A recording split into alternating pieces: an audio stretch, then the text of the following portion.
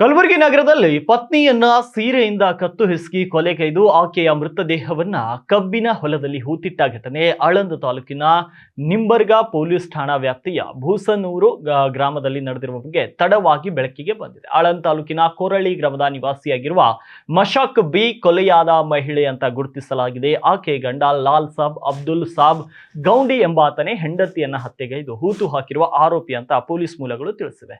ಅನೈತಿಕ ಸಂಬಂಧ ಪ್ರಶ್ನಿಸಿದ್ದಕ್ಕೆ ಕೊಲೆ ಮಾಡಿದ ಮಶಾಕ್ ಬಿ ಕೊಲೆಯಾದ ಮಹಿಳೆ ಈಕೆಯ ಪತಿ ಲಾಲ್ ಸಾಬ್ ಅಬ್ದುಲ್ ಸಾಬ್ ಗೌಂಡಿ ಹತ್ಯೆಗೈದ ಆರೋಪಿ. ಈ ದಂಪತಿಗೆ 3 ಮಕ್ಕಳಿದ್ದಾರೆ.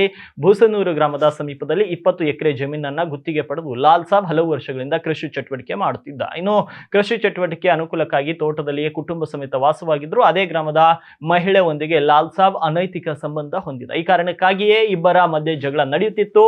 ಅಕ್ಟೋಬರ್ 31ರಂದು ಮತ್ತೆ ಜಗಳ ನಡೆದಿದ್ದು, ಕೋಪದಲ್ಲಿ ಪತ್ನಿ ಮೇಲೆ ಹಲ್ಲೆ ನಡೆಸಿ ಆಕೆಯ ಸೀರೆಯಿಂದಲೇ ಕತ್ತು ಹಿಸುಕಿ ಕೊಲೆ ಮಾಡಿದ್ದಾನೆ ಅಂತ ಆರೋಪಿ ವಿಚಾರಣೆ ವೇಳೆ ಒಪ್ಪಿಕೊಂಡಿದ್ದಾನೆ ಅಂತ ಪೊಲೀಸರು ತಿಳಿದಿದ್ದಾರೆ. ಕೊಲೆಗೈದ ಬಳಿಕ ಯಾರಿಗೂ ತಿಳಿಯದಂತೆ ಮೃತದೇಹವನ್ನ ಹೊಲದಲ್ಲಿ ಹೂತಿದ್ದ. ಬಳಿಕ ಹೆಂಡತಿ ಕಾಣೆಯಾಗಿದ್ದಾಳೆ ಅಂತ ಸುಳ್ಳು ಸುದ್ದಿ ಹಬ್ಬಿಸಿದ ಈತ ಪೊಲೀಸ್ ಠಾಣೆಗೂ ದೂರು ನೀಡಿದ್ದ ಎನ್ನಲಾಗಿದೆ. ಈ ಬಗ್ಗೆ ಶಂಕೆ ವ್ಯಕ್ತಪಡಿಸಿದ ಮೃತ ಮಹಿಳೆಯ ಕುಟುಂಬಸ್ಥರು ಪೊಲೀಸ್ ಠಾಣೆಗೆ ದೂರನ್ನ ಕೊಟ್ಟಿದ್ದಾರೆ. ಪೊಲೀಸರ ಕ್ಷಿಪ್ರ ತನಿಖೆಯಿಂದ ಮಹಿಳೆಯ ಕೊಲೆಗೆ ಗಂಡನೇ ಆರೋಪಿ ಅಂತ ಗೊತ್ತಾಗಿದೆ. ಆರೋಪಿಯನ್ನ ಪೊಲೀಸರು ಬಂಧಿಸಿ ನ್ಯಾಯಾಲಯಕ್ಕೆ ಹಾಜರುಪಡಿಸಿದ್ದಾರೆ ಅಂತ ತಿಳಿದು ಬಂದಿದೆ. SP Aturu Srinivasulu, DYSP Tammaraya Patil, CPI Prakash Yatnur, PSI ಇಂದುಮತಿಯವರು ಸ್ಥಳಕ್ಕೆ ಭೇಟಿ ನೀಡಿ ಪರಿಶೀಲನೆ ನಡೆಸಿದ್ದಾರೆ. ಈ ಕುರಿತು ನಿಂಬರ್ಗಾ ಪೊಲೀಸ್ ಠಾಣೆಯಲ್ಲಿ ಪ್ರಕರಣ ಕೂಡ ದಾಖಲಾಗಿದೆ.